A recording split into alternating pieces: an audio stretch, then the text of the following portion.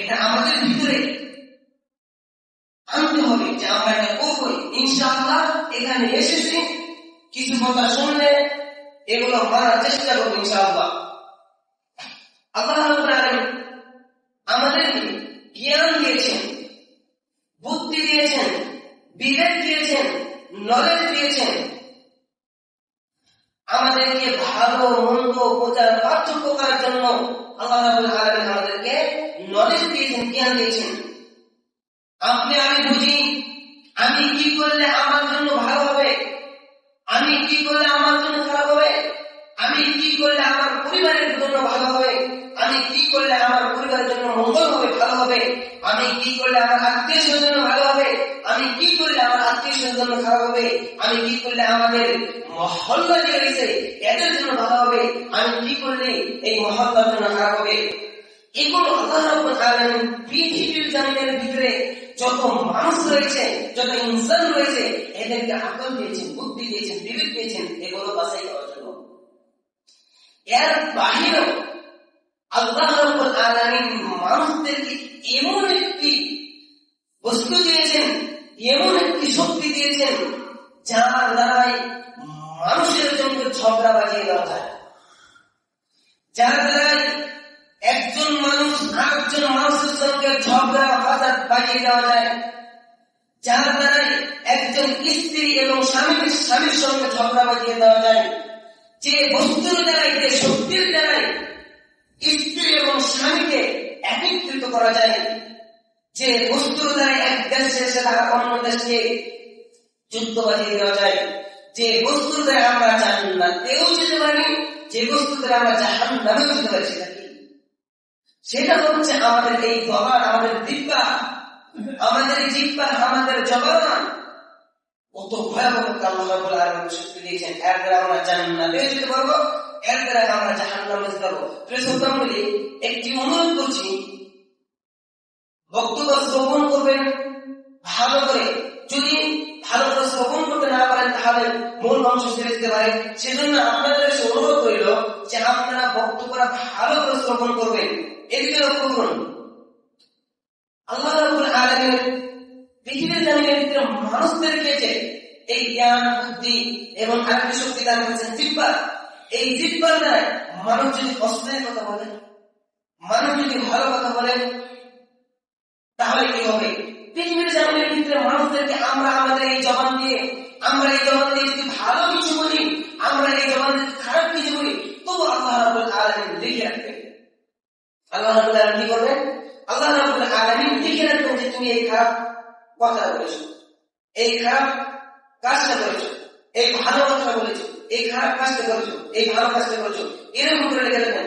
একটা ঘরের ভিতরে মধ্যে রয়েছে, যেমন ধরে নিন এটা মসজিদ, একটি ঘর ধরে নিন, এই ঘরের ভিতরে কেউ নেই, দুনিয়ার যত মানুষ রয়েছে সব চলে গেছে, আপনি একাই রয়েছেন। কি বললাম? আপনি একাই রয়েছেন, কেউ নেই। এই ঘরের ভিতরে আপনি যদি অশ্লীল, অসৎ, গালিগালাজ, মেয়েদের সঙ্গে কথা বলা, যত রকমের অশ্লীল কথাবার্তা রয়েছে, এখানে যদি আপনি একলাই, কেউ নেই দুনিয়া, আপনি একাই রয়েছেন, এগুলো করেন, তবু আল্লাহ রাব্বুল আলামিন আপনার আমলনামায় লিখে রাখবেন।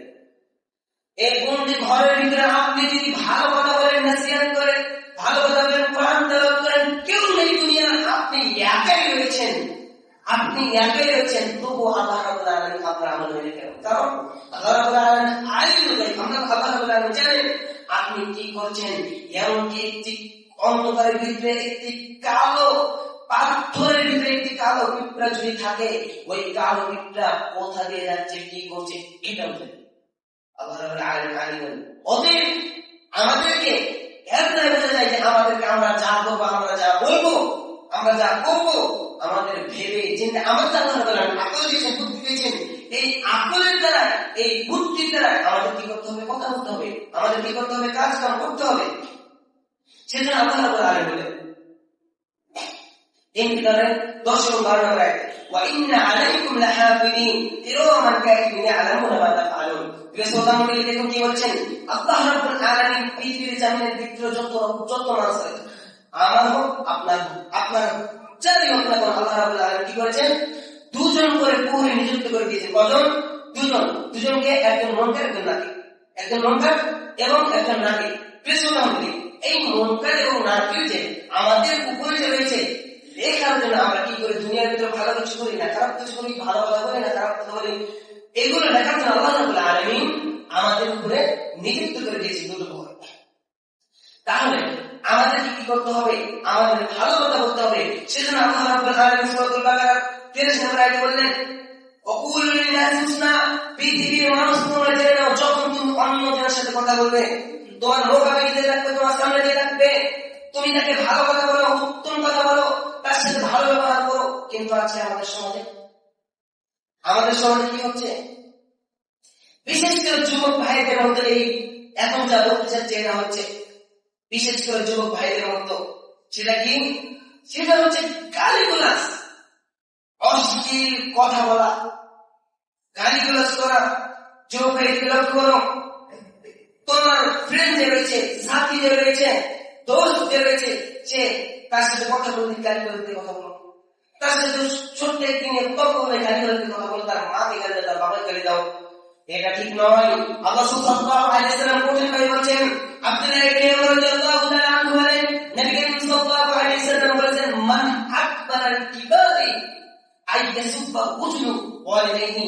পৃথিবীর জমিনের ভিতরে যত রকমের বড় গুনাহ রয়েছে, ওই বড় গুনাহের ভিতরে, ওই কাবিরা গুনাহের ভিতরে আরেকটি বড় গুনাহ জানাতে, ওর মধ্যে একটি হলো কি? গালিগালাজ করা, পিতা মাতাকে গালি দেওয়া, পিতা মাতাকে গালি দেওয়া। প্রিয়সুতমন্ডলী, এখন আল্লাহ সাল্লাল্লাহু আলাইহি ওয়াসাল্লামকে সাহাবীগণ জিজ্ঞাসা করলেন, ইয়া রাসূলুল্লাহ সাল্লাল্লাহু আলাইহি ওয়াসাল্লাম, কাইফা ইয়ারহামু রাজুলু ওয়ালিদাইহি, কেউ তার পিতা মাতাকে কেউ গালি দেয়? দেখুন, এই প্রশ্ন করাটা আল্লাহ সাহাবীগণ কেন প্রশ্ন করলেন? এদিকে লক্ষ্য করুন, এই প্রশ্নটা এই জন্যই করলাম, এখন আমি আমার বাবাকে তো গালি দিব না, আমি আমার মাকে তো গালি দিব না, নিজে ছেলে একজন সন্তান তার নিজের পিতাকে তো গালি দেয় না, কিন্তু তার ফ্রেন্ড যে রয়েছে, তার সাথী যে রয়েছে, তার সামনে যে থাকবে, তার আলাপসে থাকবে, ওকে করে গালি দেয়। আমার ভাষাতে অল্প কি হতে পারে, আমি আসাই মানুষ, আমাদের বাড়ি আসেন, অল্প বুঝে নিবেন।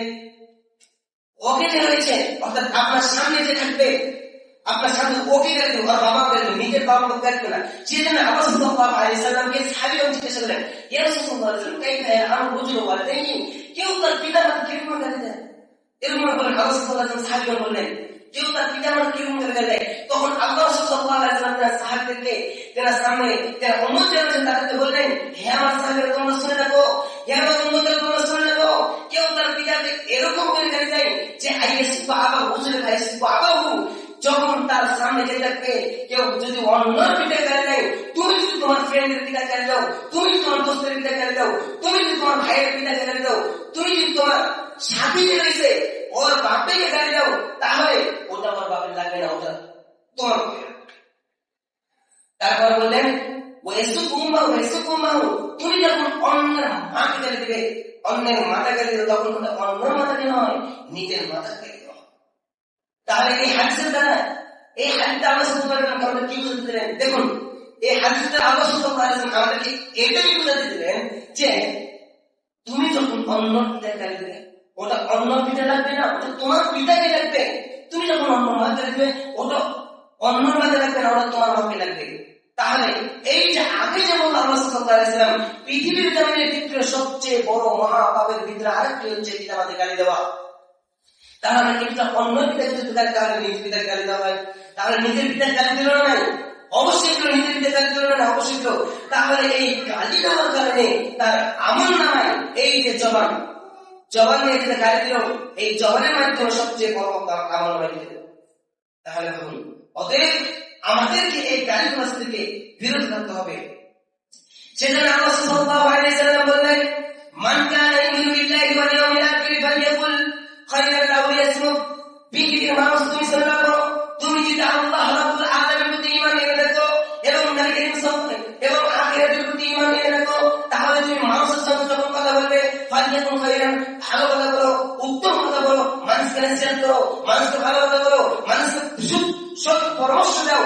আর যদি তা না পারো, যদি তুমি ভালো কথা না বলতে পারো, যদি তুমি মানুষকে নসিহত করতে না পারো, যদি তুমি মানুষকে সব উপদেশ দিতে না পারো তাহলে তুমি কিন্তু চুপ থাকো, কথা বলিও না, মানুষের সামনে কথা বলিও না।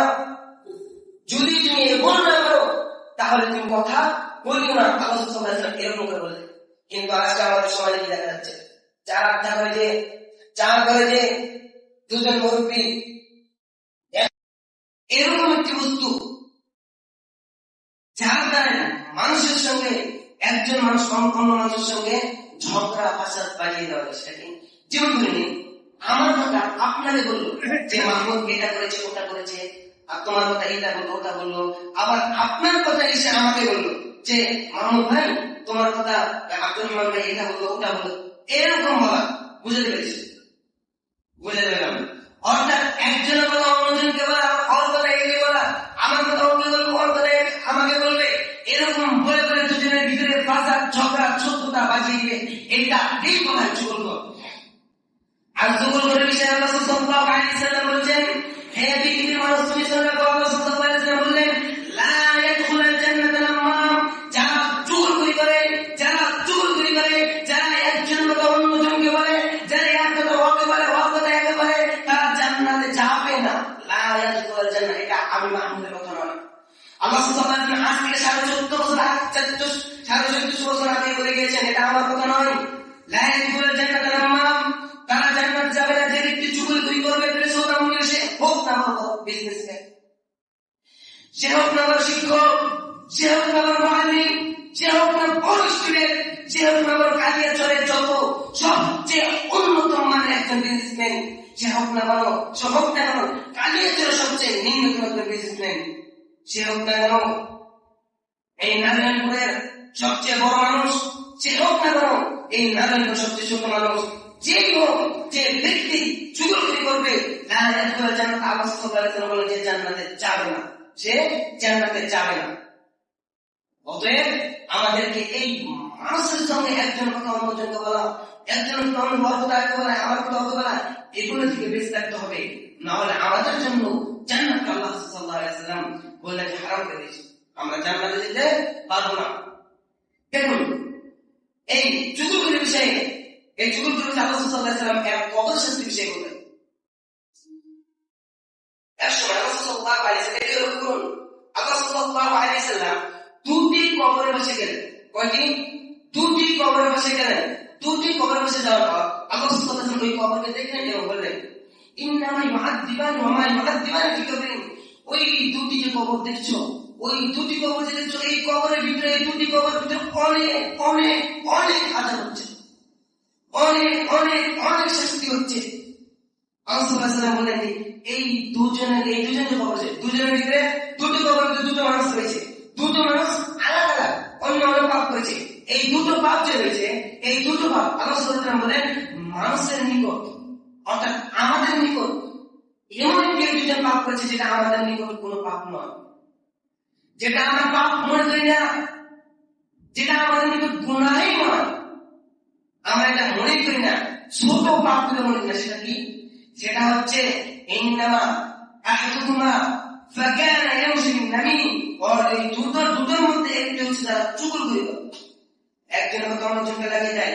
এবং দ্বিতীয়টা হচ্ছে যখন কেউ নামাজ পড়ে ফেলেছে, নামাজের রোজা সব করে, কিন্তু নামাজের আগে পেশাব করে পানি ইস্তেঞ্জা অর্থাৎ কুলুটা ভালো করে না, কুলুর ব্যাপারে সতর্ক ছিল না, তাদেরকে এই দুটো পাপের একটা চুগলখড়ি। দুটো হল, 2 নম্বর হচ্ছে যারা পেশাব করে ভালো করে পানি ইস্তেঞ্জা করেনি, এই দুজনের কবরে শাস্তি দেওয়া হচ্ছে। তাহলে আমরা এই হাদিসের দ্বারা কি বুঝলাম? আমরা যদি চুগলখড়ি করি তাহলে আমরা জান্নাতে যেতে পারবো না।